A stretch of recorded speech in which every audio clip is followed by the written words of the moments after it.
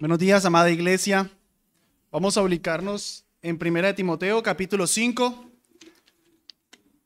y vamos a hacer lectura del versículo 23 al versículo 25, del versículo 22 al versículo 25.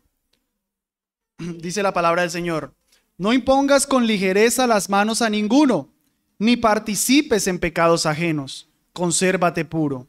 Ya no bebas agua, sino usa de un poco de vino por causa de tu estómago y de tus frecuentes enfermedades. Los pecados de algunos hombres se hacen patentes antes que ellos vengan a juicio, mas a otros se les descubren después. Asimismo, se hacen manifiestas las buenas obras, y las que son de otra manera no pueden permanecer ocultas. Es la palabra del Señor.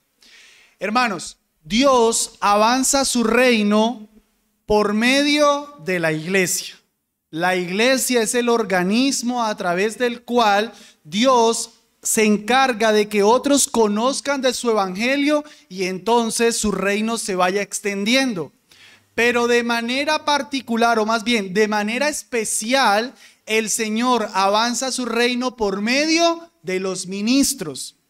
Con eso lo que quiero decir es que aunque todos como iglesia avanzamos el reino de Dios, la obra de los ministros es particular, es especial. Dios usa de manera especial a los ministros del evangelio. Eso es lo que enseña Efesios 4:11, cuando dice que Él mismo constituyó a unos apóstoles, a otros profetas, a otros evangelistas y a otros pastores y maestros para la edificación del cuerpo de Cristo. Para que todos crezcamos, Dios entonces de manera especial da pastores y maestros. Eso en cuanto al reino de Dios. Pero el reino de Satanás entonces avanza destruyendo a la iglesia. Si Satanás quiere avanzar su reino, tiene que atacar el reino del enemigo. Por tanto, va a atacar a la iglesia. Y de manera particular, si Satanás quiere destruir a una iglesia, particularmente una iglesia local, va a atacar a sus líderes. Eso es obvio. Así funcionan los reinos. Cuando hay una guerra, una vez que el rey muera, que el líder muera, que el general muera, que el almirante muera, entonces se ha ganado mucho terreno en la batalla. En la iglesia de Éfeso había un serio problema con el liderazgo. Esta carta está llena de admoniciones, de correcciones, de instrucciones, porque había mucho liderazgo que estaba defectuoso. Por ejemplo, en el capítulo 1, versículo 18, se nos habla de Himeneo y Alejandro, quienes habían incluso apostatado de la fe. En el capítulo 2 se nos habla de que las mujeres estaban tomando posiciones de liderazgo.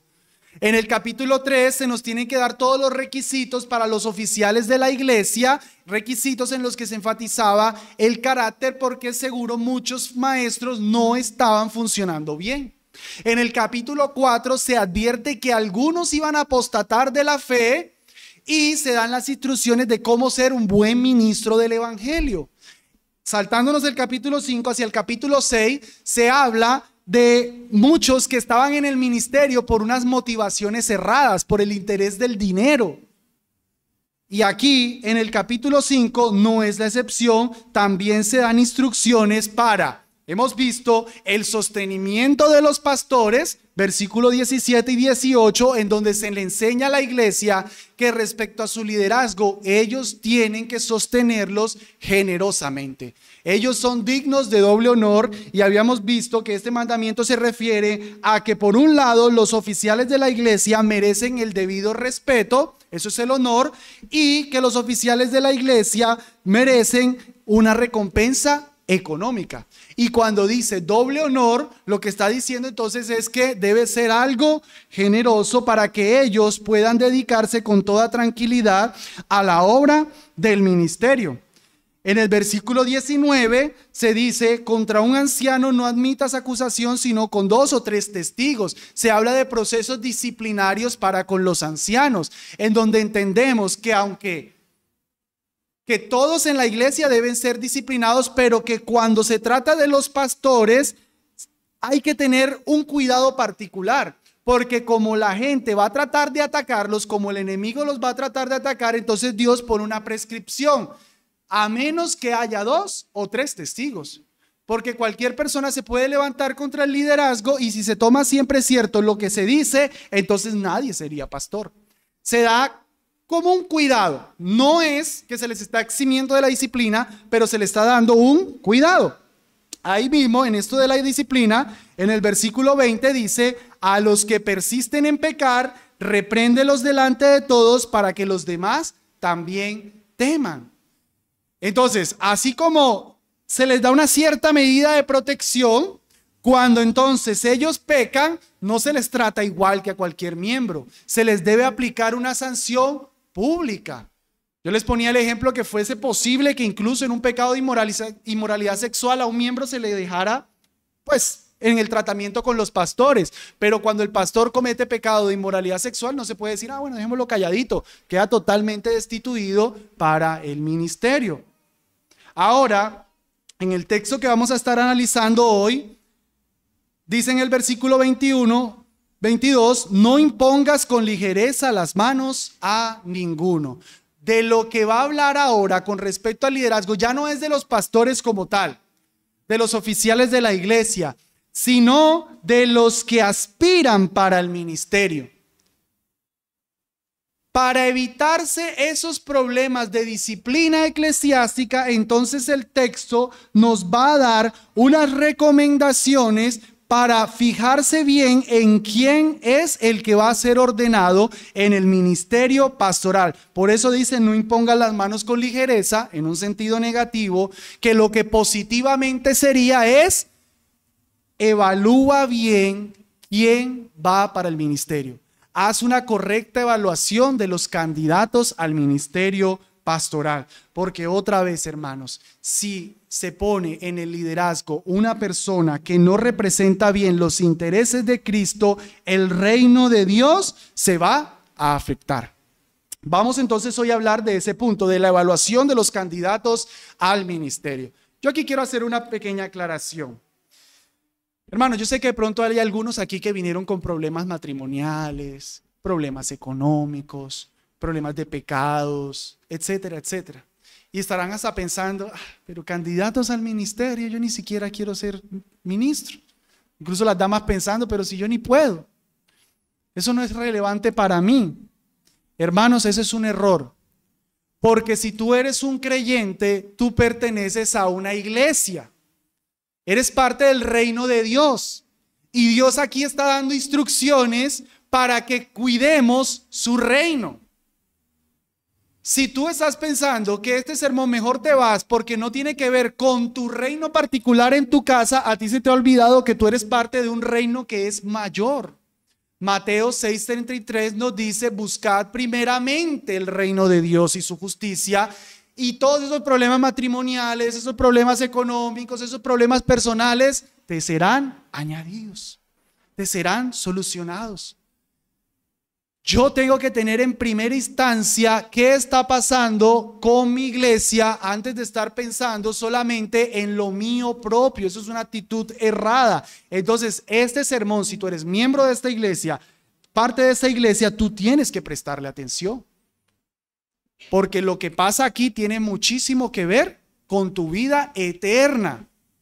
Si desde este púlpito se te están predicando cosas que son falsas, tu vida eterna está en juego. ¿Qué importa si se te solucionaron los problemas matrimoniales?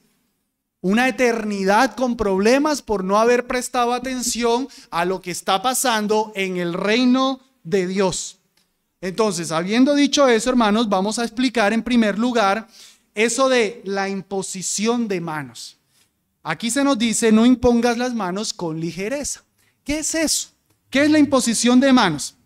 La imposición de manos es un acto sublime, un acto serio, en el que los ancianos ordenados previos en una iglesia se identifican con el nuevo oficial, con la persona que está anhelando el ministerio. Literalmente se le imponen las manos para decirle a esa persona, yo como pastor me identifico contigo. Estamos en el mismo sentir y te encargo esta labor que ahora empiezas. Te encargo que cuides de la Iglesia Bautista Reformada, la gracia de Dios, en Barbosa. Eso es la ordenación. Hermanos, un pastor no es pastor porque se le hace un contrato laboral. Como se le hizo contrato laboral, ya es pastor. No, no, no, no, no. Eso sería en términos seculares. Esas cosas se hacen por cumplir una ley civil. Pero lo que realmente hace que alguien quede en el ministerio pastoral, no es que le decimos pastor, no es que predica bonito, es que se le impongan las manos. Ese es como quien dice el contrato laboral en el reino de Dios. Desde ahí la persona ha sido encomendado a su oficio y debe cumplir como tal. Ojo, esa imposición de manos es un acto, digamos, simbólico. No es una transferencia de poder. No es que algo místico pasa y los pastores le comunican el poder de su espíritu. No, no, no, no, no. Eso no es lo que está pasando. Sencillamente se está reconociendo y se le está encomendando, pero con toda seriedad, a la persona en el ministerio. Quiero que veamos una base bíblica de esto rápidamente. Primera de Timoteo 4:14. Dice, yo los leo a favor de ustedes.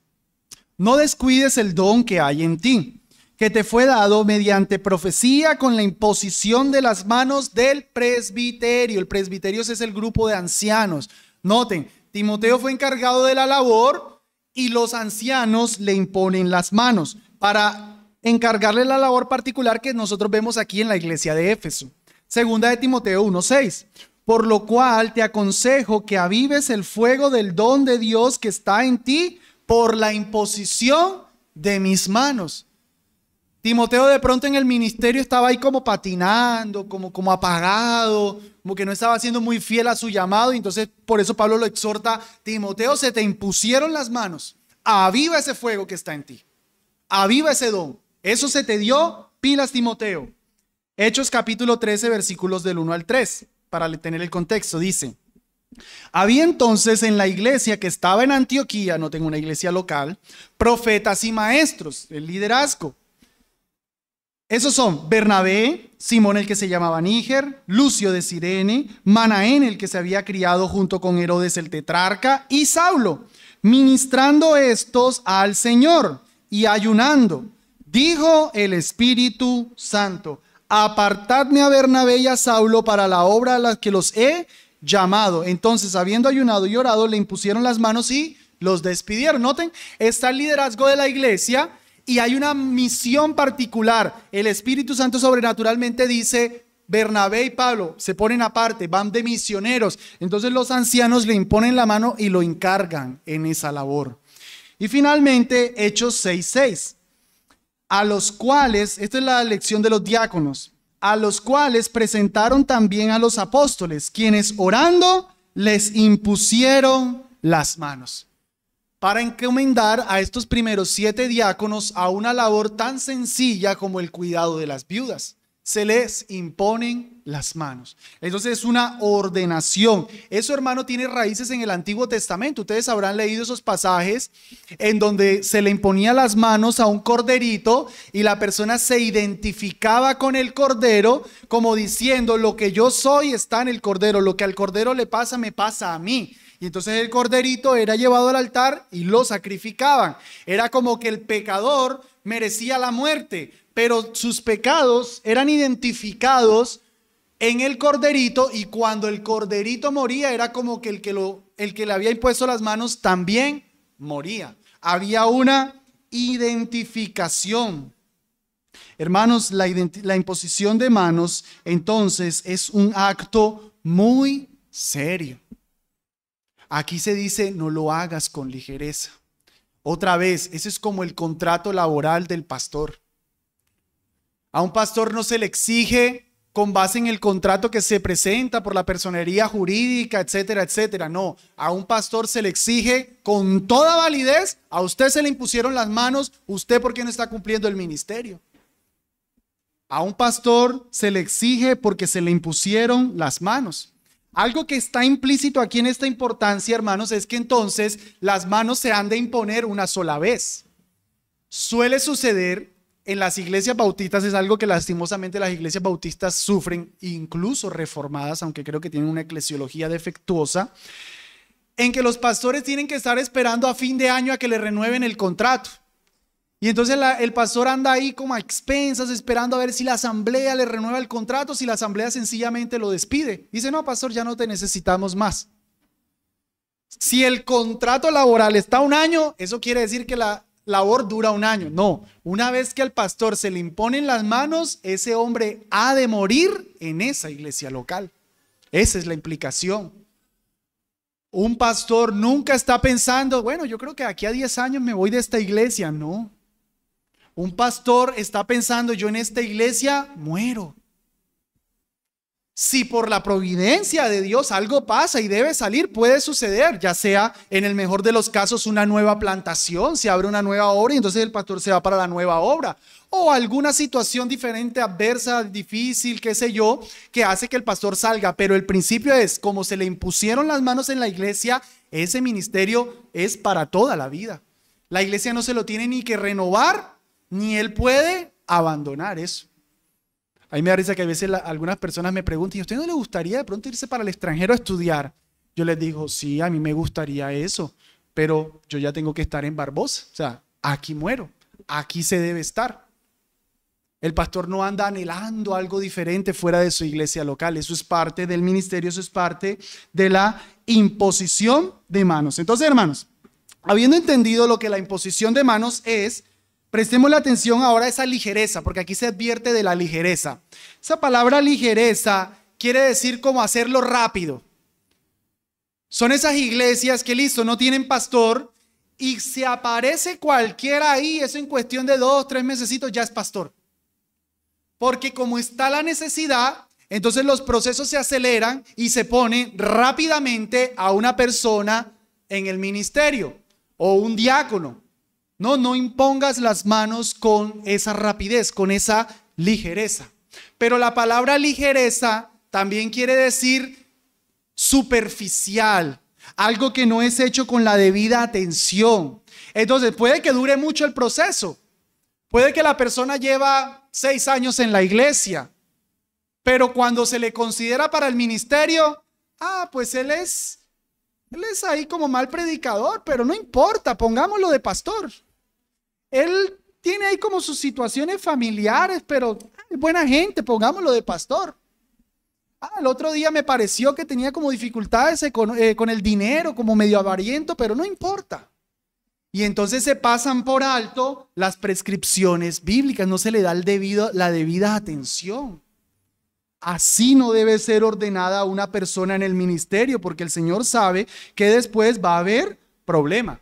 Quisiera dar 4 principios, o 4 ideas más bien, de el problema de la ligereza, de lo que pasa cuando se ordenan personas, se imponen manos con ligereza. Primero, imponer las manos con ligereza hace participar en pecados ajenos. Eso es lo que está en el texto. No imponga las manos con ligereza a ninguno, ni participes en pecados ajenos, consérvate puro.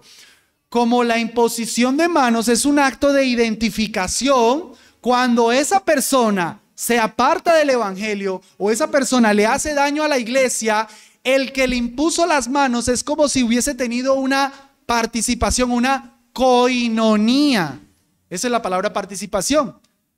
Nosotros hablamos de coinonía en la comunión. Bueno, cuando impongo manos con ligereza y la persona sale con pecados, entonces yo me identifico con eso. Yo puedo ser la persona más santa.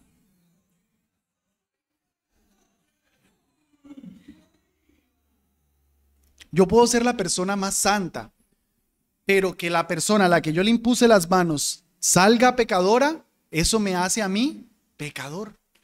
Se me adjudica un pecado, se me hace culpable de una falta. ¿Por qué? Porque no di la debida atención a algo que era tan serio. Por eso dice, consérvate puro. Ahora, parece que Pablo, después de haber mencionado esa pureza, se acuerda de un particular en Timoteo y le dice, ya no bebas agua, sino usa de un poco de vino por causa de tu estómago y de tus frecuentes enfermedades. como que, consérvate puro. Ah, Timoteo, me acuerdo de un particular que te voy a decir. Y luego en el versículo 24, él retoma el asunto de la ligereza. Los pecados de algunos hombres se hacen patentes antes que ellos vengan a juicio, etcétera, etcétera. El tema que domina aquí otra vez es esa ligereza y ese análisis de los ministros.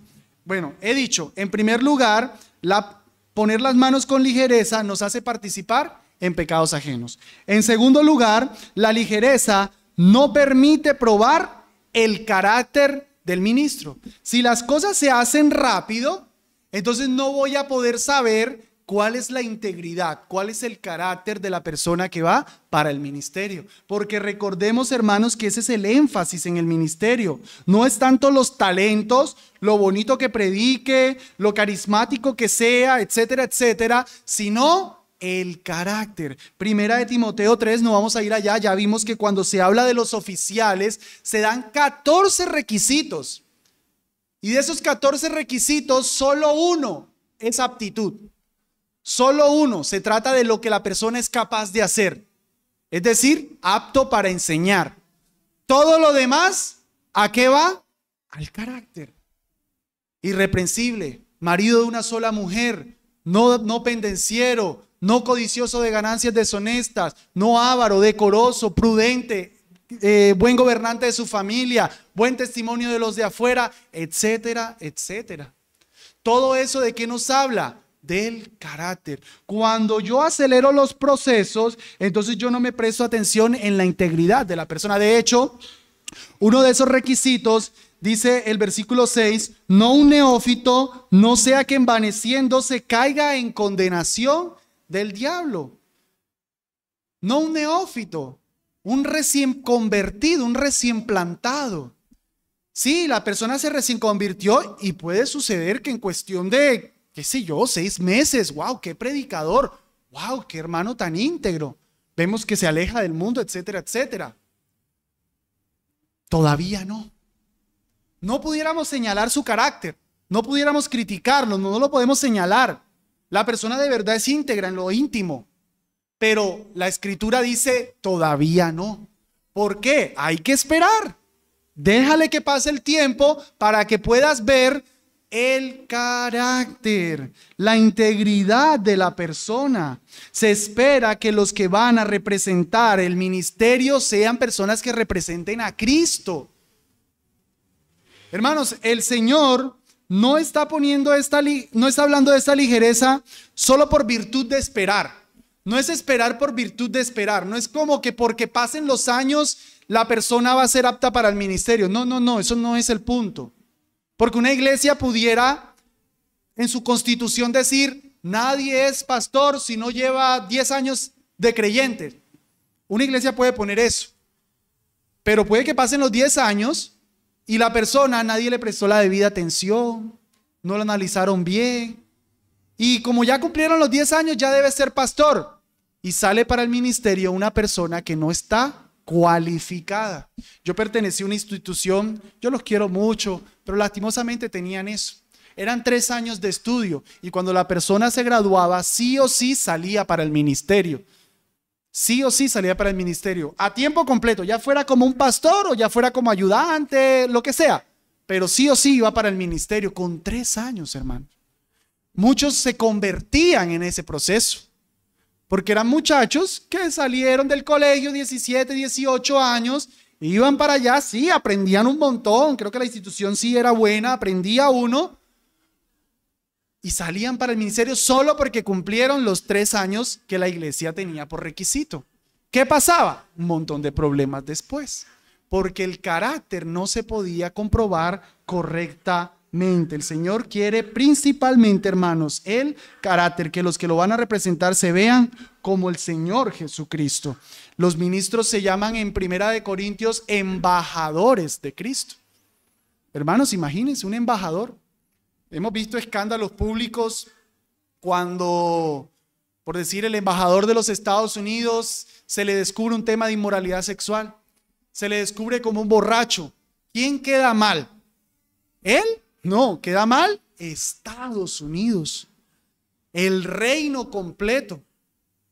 Cuando el pastor peca, sí, el pastor, pero la iglesia, el reino completo, ¿qué van a decir? ¿Y eso que es pastor? ¿Y eso que es cristiano? Por cierto, aquí aplica para cualquiera también. Hermanos, todos nosotros como creyentes, lo que el mundo nos está viendo.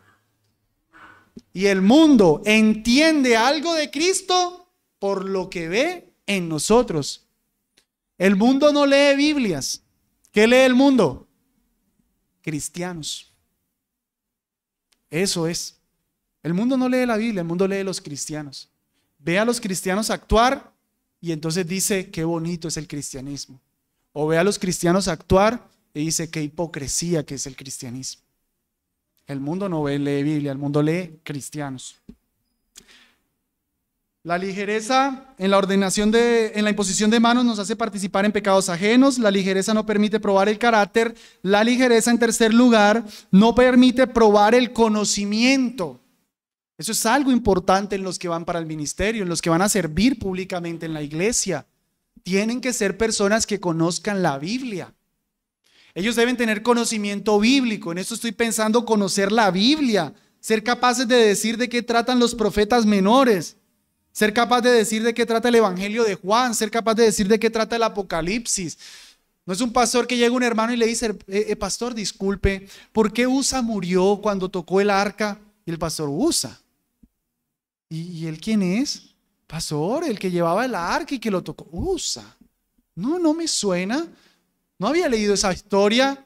Eso no sirve para el ministerio. Él debería saber qué pasó en la Biblia. Él debe conocer. Listo, se le confundieron los nombres, qué sé yo. No se acordó que la que fue violada de los hijos de David se llamaba Tamar. No se acuerda el nombre de ella. Bueno, pero sabe qué pasó ahí. Sabe que hubo un hermano que violó a otra y el otro lo mató y después todo el conflicto que hubo. Por lo menos sabe eso. Se le olvidaron los nombres, pero sabe eso. No se acuerda el capítulo tal vez, pero sabe que está por allá en el Antiguo Testamento. Se ubica. Eso se espera de un pastor. Conocimiento teológico. Pastor tiene que saber qué es la doctrina. Ay, pastor, es que me leí en este libro y aquí habla del calvinismo y el arminianismo. ¿Eso qué es? Y el pastor, no, pues présteme el libro porque yo tampoco sé. No, eso no sé. Eso el pastor tiene que saber. Una vez me pasó, yo quería mucho ese pastor, pero me dio compasión porque hubo un conflicto grande en esa iglesia de ese tema precisamente, calvinismo, arminianismo. Y el pastor me llama, yo estaba metido en el problema, y el pastor me llama y me dice, pero hermano, ¿eso qué es? Yo nunca había escuchado eso. Yo dije, me dio compasión, yo dije, ¿cómo es posible que un pastor con tantos años no sepa esos asuntos teológicos básicos? Eso es básico. Él debe saber qué es la teología, él debe ser capaz de articular el pensamiento teológico. Que un hermano no sepa eso, va y viene, pero el pastor tiene que saber qué es teología. Él tiene que ser capaz de explicar conceptos altos. Tiene que ser capaz. Conocimiento apologético, defender la fe. Él sabe cómo demostrar la existencia de Dios por medio de los argumentos que se le llaman racionales. Él puede dar respuesta a un ateo. Él puede dar respuesta a un homosexual. Él puede dar respuesta a un mormón, a un testigo de Jehová. Tal vez no entienda todo lo que pasa en esas áreas, pero él sabe defender la fe. Pero llegan donde el pastor y le dan 3 vueltas con la doctrina de la Trinidad, pues ¿qué esperamos para la iglesia? Y es que eso es lo que pasa, hermano. Por eso es que estamos hablando de la importancia de los líderes. Porque si ni el líder puede, hermanos, por regla, nadie va a poder. Uno que otro por ahí juicioso. Pero uno ve esas iglesias donde danzan, por ejemplo. Ayer estaba viendo una iglesia y qué montón de personas danzando en el público. ¿Por qué hacen eso? Porque los líderes creen que se puede hacer eso. Pero si el líder creyera que eso está mal, nadie lo hace. Nadie lo hace. Y aunque quisiera hacerlo, aunque alguien cree que se debe hacer, no lo hace porque la iglesia enseña que eso no se hace. Por eso la importancia de que los ministros conozcan. Debe conocer la ética cristiana. Y este es un área más difícil. Porque es fácil decir, sí, los matrimonios entre hombre y mujer, el hombre debe ser el liderazgo, la mujer se sujeta. pero hay aristas, hay temas que son grises.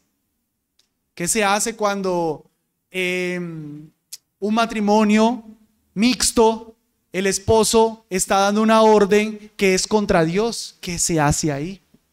¿Cómo debe proceder esa mujer? ¿Qué se hace cuando el esposo no está mandando algo que es necesariamente contra Dios, pero la esposa no está muy de acuerdo? Que aunque Dios no está involucrado, es algo gris. ¿Qué se dice ahí? Lo que llamaríamos consejería, hermanos, eso es lo más difícil.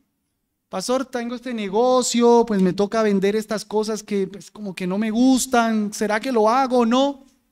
¿Qué se dice ahí? Eso no abre la Biblia a uno y da el ejemplo. Tiene que conocer esos asuntos. Cuarto, la ligereza nos lleva a sufrir después. Pablo habló de la amonestación pública a los pastores. Acto seguido, no impongan las manos con ligereza. Es como si estuviera diciendo, mira, Timoteo, para que no vuelvas a tener esos problemas de reprender públicamente, entonces asegúrate a quién pones. Asegúrate a quién le permites.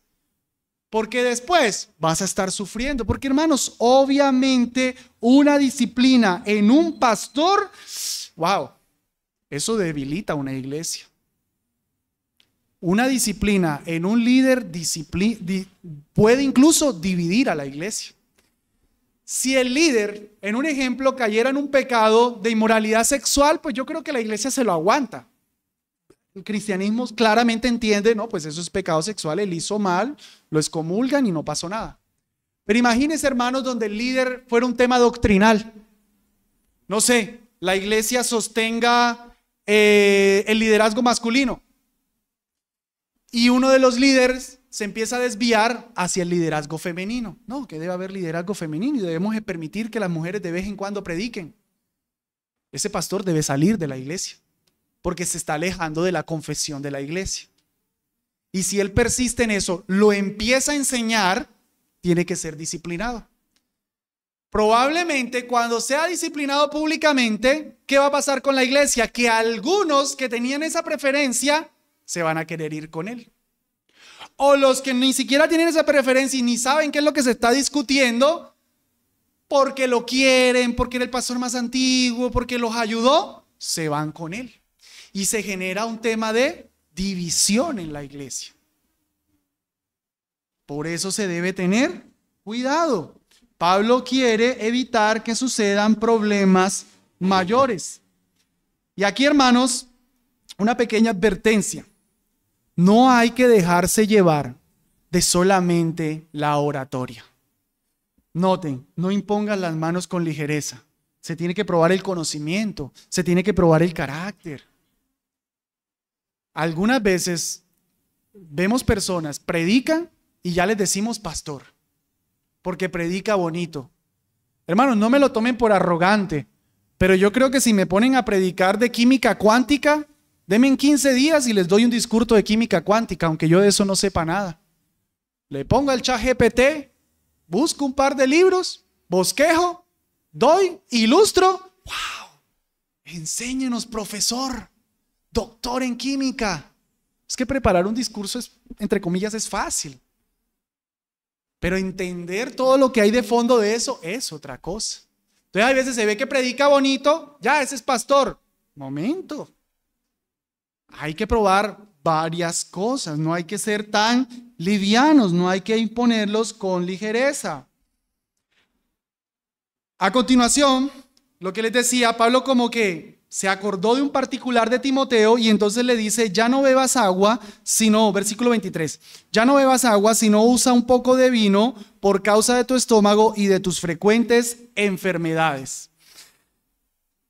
Parece ser que Timoteo, probablemente o casi seguramente, por un tema de conciencia, por no ser acusado de ser dado a mucho vino, que era una de las prescripciones para los ministros, se había abstenido totalmente del vino, lo que llamaríamos nosotros abstemia. Probablemente Timoteo era un astémico. ¿Abstémico es la palabra? ¿O astemio? Un abstemio, gracias mi hermana. Probablemente Timoteo era un abstemio. Pero resulta que en ese tiempo el agua era muy contaminada. El agua se tenía que por lo menos hervir, pero Consumir solo agua generaba problemas estomacales y Timoteo estaba debilitándose en el estómago por estar consumiendo solo agua, y entonces Pablo le da una orden, un consejo más bien: Timoteo, deja solo el agua, también toma un poco de vino. No me voy a detener en este pasaje mucho, solamente quisiera hacer unas pequeñas implicaciones de aquí. Uno, el consumo de vino se ordena. Ojo. O sea que aquí nos está dejando por fuera la posición de aquellos que dicen que el cristiano nunca debe probar una gota de licor. No, hermanos, porque aquí incluso se le está ordenando a Timoteo: deja el agua, toma un poco de vino. Si el vino, el licor, fuera malo en sí mismo, entonces Pablo está aconsejando a Timoteo a pecar. No podemos creer que el licor es pecado en sí mismo. Lo que es pecado es el exceso, pero el licor en sí mismo no es pecado. 2, la orden es medicinal. Porque entonces alguno, aquí se ordenó. Aquí se ordenó beber, entonces vamos a beber. Aquí la orden es medicinal. Había un problema estomacal en el que el vino le iba a ayudar. No se le está diciendo: Timoteo, dale, pégate tus traguitos ahí con los hermanos, no te preocupes, deja de ser tan legalista.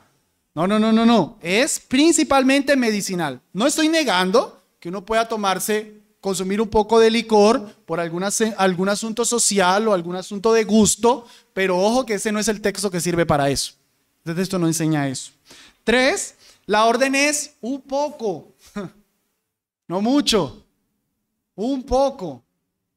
Aunque se quisiera tomar para licencia de beber, se está diciendo un poco, no mucho. Y 4, lo que subyace, y aquí es lo que nos interesa, el principio que subyace aquí, ¿qué es? El cuidado del cuerpo. El cuidado del cuerpo, y aquí sí nos da aplicaciones para todo. Timoteo tenía un problema de salud y por un asunto que él consideraba una preferencia personal, un asunto de conciencia, estaba dañando el cuerpo. Y Pablo es como si le estuviera diciendo: Timoteo, no te olvides que es más importante tu cuerpo que tu propia conciencia. ¿Qué importa si te van a acusar? Cuida tu cuerpo. Hermanos, de pronto alguien: voy a entregarme al Señor, voy a dormir 3 horas diarias nada más, voy a estudiar la Biblia todo el día. Bueno, suena muy piadoso, pero estás debilitando el cuerpo. Hay que cuidar el cuerpo. No, todo mi dinero para el Señor, yo como arroz y huevo todo el día, todo mi dinero para el Señor. Estás debilitando el cuerpo. Aquí creo que voy a hablar contra mí mismo. Algunos me han amonestado de esto. No hay tiempo para ejercicio, el estudio del Señor, la obra del Señor. El cuidado del cuerpo, el ejercicio es bueno para el cuerpo. Ese es el principio que subyace aquí. Entonces, no solamente estamos pensando en el tema del licor, etcétera, etcétera, sino que estamos pensando en qué es lo que Pablo le está diciendo. Cuida tu cuerpo. Es bíblico, hermano, el cuidado del cuerpo. Nosotros no solo somos alma y espíritu, cuerpo y espíritu. Espíritu y espíritu, alma y espíritu. Nosotros tenemos también un cuerpo. Y ese cuerpo se tiene que cuidar. Yo lo creo y lo he leído de algunos autores, que ese fue un pecado grande que tuvo el hermano Juan Calvino. Juan Calvino, por entregarse a la obra, cuentan que él cuando le daba sueño metía las manos en los pies con agua fría para no dormirse. Dormía muy poco. Él murió a 55 años. Hizo una gran obra, claro que sí, pero si hubiese cuidado su cuerpo, hubiese hecho más. Y algunos, pues, que ya conocen de medicina actual, reconocen que los problemas de salud de los que él murió básicamente por falta de descanso. Falta de descanso. No cuidó el cuerpo. Algunos van a negar eso, pero es un hecho. Bien, entonces habiendo cerrado este particular con la vida de Timoteo y las implicaciones para nosotros, prosigue la ordenación diciendo, versículo 24, los pecados de algunos hombres se hacen patentes antes que ellos vengan a juicio, mas a otros se les descubren después. Aquí Pablo está poniendo un grupo de personas, los que no son aptos para el ministerio. Versículo 25, asimismo se hacen manifiestas las buenas obras y las que son de otra manera no pueden permanecer ocultas. Aquí está poniendo otro grupo, los que sí sirven para el ministerio. Entonces, en el versículo 24 tenemos los que no sirven para el ministerio. En el versículo 25 tenemos los que sí sirven para el ministerio. Y en cada grupo hace otra división. Dentro de los que no sirven para el ministerio, vamos a prestarle atención primero a ese grupo. Hay unos que evidentemente están descalificados y hay otros que no es tan evidente, pero después del examen, de la evaluación, se les descubre. Notémoslo. 24 otra vez. Los pecados de algunos hombres se hacen patentes antes que ellos vengan a juicio. Es como diciendo, Timoteo, cuando tú te pones a analizar quién sirve para el ministerio, hay unos que evidentemente no sirven. Sus pecados se les hacen patentes. Eso ni para qué los examinas, eso ni para qué los consideras. No puedes permitir que esas personas sirvan en el ministerio porque sus pecados son evidentes. Pero el otro grupo dice, mas a otros se les descubren después. La Reina Valera lo traduce así. La Reina Valera de la SBT lo traduce de la siguiente manera: los pecados de algunos hombres son manifiestos antes que vengan a juicio, aquí viene, mas a otros sus pecados los siguen. ¿Cómo así? ¿Cómo así que sus pecados los siguen? La idea del texto es como que hay un juicio. Allá hay un juicio. Y entonces algunos hombres van al juicio con su pecado adelante. Es evidente. El juez lo mira y ve primero el pecado que a la persona. Es evidente. Le dice, no, no sirves. Pero a otro su pecado lo sigue. Lo lleva detrás. Entonces ves primero a la persona, pero no ves el pecado. Entonces te toca hacer un escrutinio, toca hacer una evaluación para descubrir el pecado de la persona. Por eso es necesario analizar. Porque se ven muy bonitos, muy rosaditos, muy dispuestos, muy amantes del Señor, pero llevan unos pecados ocultos. Y cuando eso se analiza, la persona queda por fuera después del juicio. Esa palabra juicio no se refiere al juicio eterno. No es lo que sucede cuando el Señor vuelve. La palabra juicio se refiere simplemente al veredicto de una iglesia. Antes de que se dé ese veredicto, algunos evidentemente ni para qué se da el veredicto, ya se sabe que no, pero a otros se necesita el escrutinio y luego si se da el veredicto no sirve para el ministerio. Perdón, hay algo aquí importante antes de moverme. Este texto nos confronta con una dura realidad. Los pecados de algunos hombres. La palabra algunos es poquitos. Algunos son a los que es evidente. Los otros, o sea, la mayoría, es a los que toca analizar. Ojalá fuera tan fácil descubrir los pecados. Ojalá a todos se les vieran tan evidentes. Eso es solo en algunos. Si hubiese 100 candidatos al ministerio, ¿cuánto es algunos? 3 es algunos. 20, yo creo que todavía es algunos. Eso es poquito. Entonces, los otros 97 son a los que toca analizar. Son a los que lo tienen oculto. Por eso se necesita analizar. Y en el grupo de los que sí sirven para el ministerio, la misma idea. Algunos sus buenas obras son evidentes. Es claro que esa persona sirve. Se le hace el examen y es muy fácil notar que la persona sirve. Pero a otros como que está en duda. Dice, y a las que son de otra manera no pueden permanecer ocultas. Es decir, hay otros que no se les ve mucho que sirven para el ministerio, pero Timoteo, dale, que si sirven, eso se va a ver. Que si sirven, eso se va a ver. Ellos pueden decir que no quieren el ministerio. Si van para el ministerio, se les va a notar. Se les va a notar. Me encanta esa frase que le escuché alguna vez a un pastor que decía sobre las personas que resisten el ministerio. Decía, si Dios quiere que vayas a Nínive, vas a ir a Nínive, así sea por la boca de un gran pez. Cuando alguien va para el ministerio, hermano, eso se le pueden oponer, eso él puede decir que no, él puede negar. Va para el ministerio. El Señor a los que llama, los pondrá en el ministerio. Y si no quieren, los pone a sufrir hasta que acepten el llamado del Señor.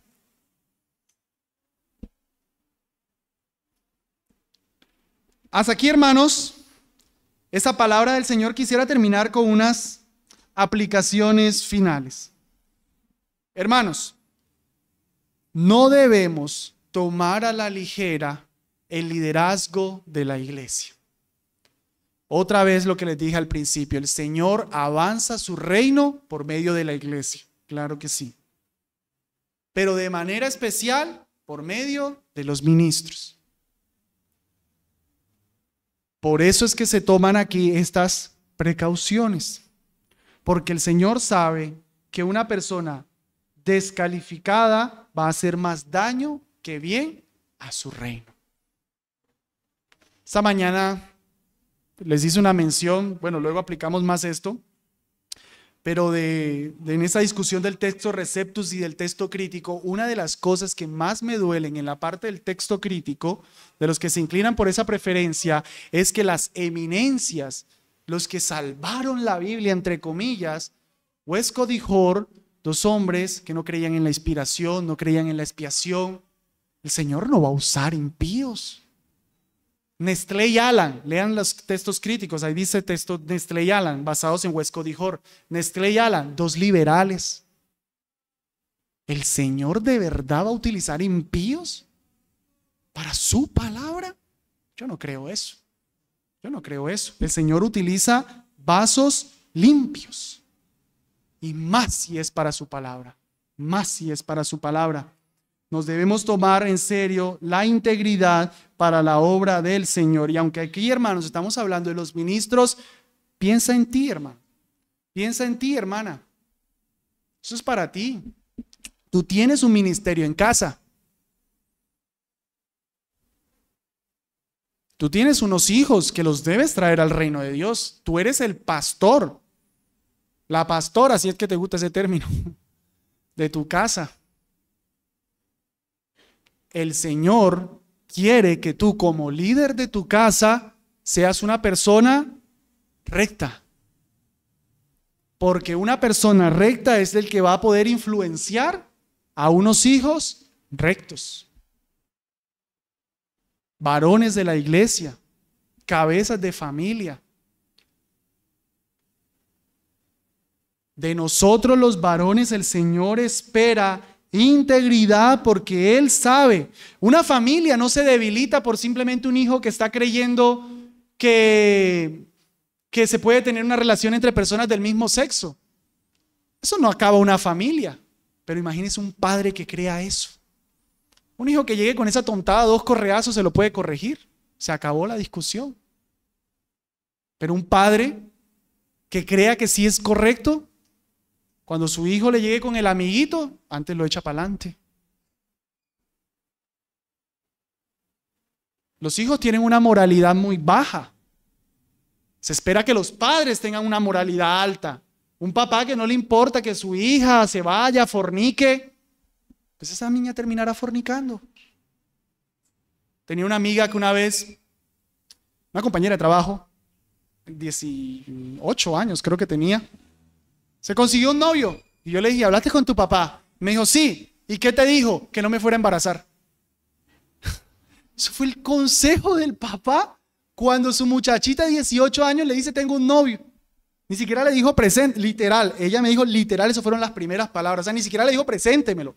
Lo primero que le dijo fue, no se me vaya a embarazar. Ya le dio toda la licencia. Ya se lo dio todo. Si la muchachita, y ella creía que eso estuvo mal, pero esa mentalidad del papá la podía destruir. Si ella cree que ese es el problema, el papá le quita al novio y le soluciona ese problema. Pero cuando el liderazgo está mal, hermanos, de ahí para abajo hay problemas. ¿Quieres servir al Señor en esta iglesia? Estás llevando el evangelio a personas de tu trabajo. Estás llevando el evangelio a personas de tu vecindario. ¿Quieres empezar discipulados con otros familiares fuera de tu núcleo? ¿Qué sé yo? El carácter. El Señor quiere de ti no dones, no talentos, no disposición, el carácter. Dios está avanzando su reino por medio de los ministros del Evangelio. Satanás está avanzando su reino contra los ministros del Evangelio. Hay una guerra espiritual, hermanos. Esta iglesia está en una. Esa iglesia está en una. Así que tomémonos en serio mandamientos como estos. Amén. Es la palabra del Señor. Voy a pedirle el favor al hermano Carlos. Si oras, por favor.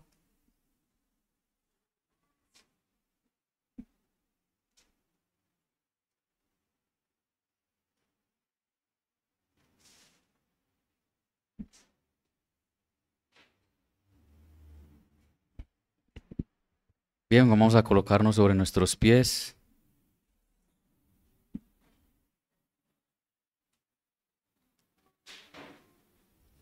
Vamos a orar.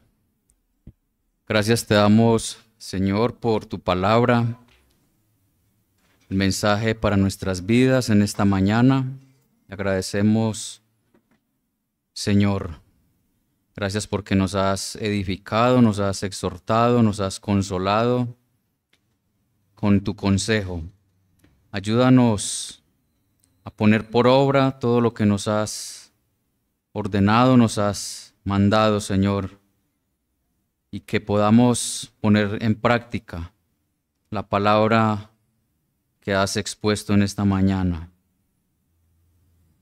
Nos disponemos para alabarte, para adorarte, y continuamos en tu presencia, Señor. Te damos muchas gracias.